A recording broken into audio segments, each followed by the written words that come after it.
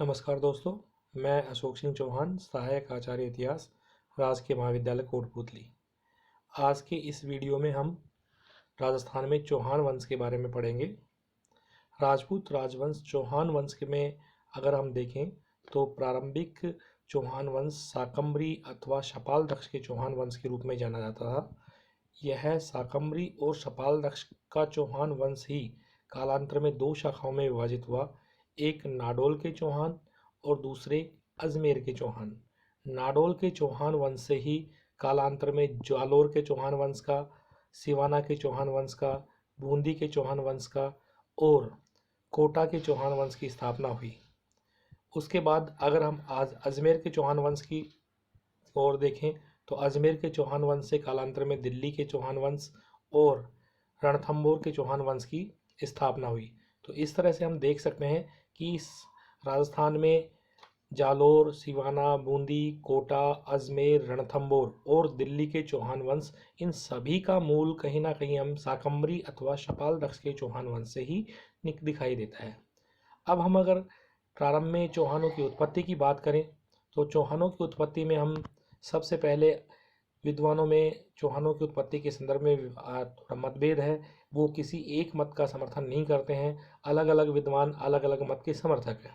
सबसे प्रमुख जो मत है वो अग्निवंशीय मत है, जिसके बारे में हमने पहले भी राजपूतों की उत्पत्ति के संदर्भ में चर्चा की है। अग्निवंशीय जो मत है उसका समर्थन चंद्रबरदाई, मुहणोत नैणसी, सूर्यमल्ल मिश्रण और मेरुतुंग जैसे विद्वानों द्वारा किया जाता है।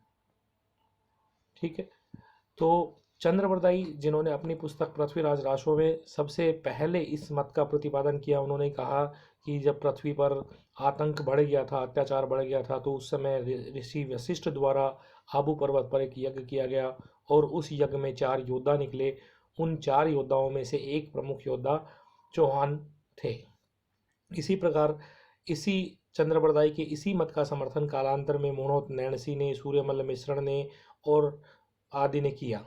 इसके बाद दूसरा जो प्रसिद्ध मत है वो है सूर्यवंशी। चौहानों को सूर्यवंशी क्षत्रिय माना गया है, जिसके समर्थक नैनचंद्र सूरी जिनकी पुस्तक हम्मीर महाकाव्य है, पद्मनाभ जिनकी पुस्तक कानड़ देव प्रबंध है, जयानक जिनकी पुस्तक पृथ्वीराज विजय है। इन सभी विद्वानों ने चौहानों को सूर्यवंशी बताया है।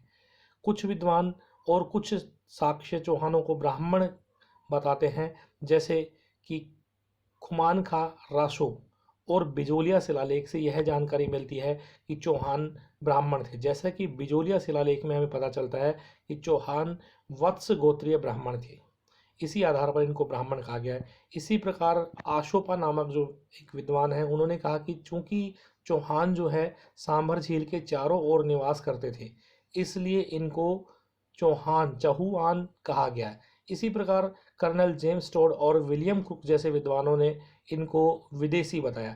इस प्रकार हम कह सकते हैं कि चौहान वंश की जो उत्पत्ति है उसके संदर्भ में विभिन्न विद्वानों का के अनेक अलग अलग पृथक पृथक मत हैं, लेकिन हम कह सकते हैं कि चौहान वंश का संबंध क्षत्रिय वंश से था और यह राजपूतों के प्राचीनतम वंशों में से एक प्रमुख राजवंश था। अब हम चौहानों के मूल प्रदेश की अगर बात करें तो चौहानों के मूल प्रदेश के संदर्भ में भी इनकी उत्पत्ति की भांति विवाद है, लेकिन सबसे जो सटीक और सही व्याख्या कर देखी जाए तो चौहानों का मूल प्रदेश जो है वो सांबर झील के आसपास का क्षेत्र था, जिसे शापालदक्ष भी कहा गया है या शाकंभरी भी कहा गया है। और इस क्षेत्र की राजधानी अहिछत्रपुर थी, जो कि वर्तमान में नागौर में अवस्थित है।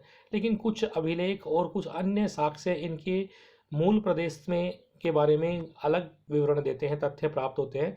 जैसे हर्षनाथ प्रशस्ति कहती है कि इनका मूल प्रदेश अनंत प्रदेश था, जो कि सीकर के आसपास का क्षेत्र है, हर्षनाथ पहाड़ी के आसपास का क्षेत्र है।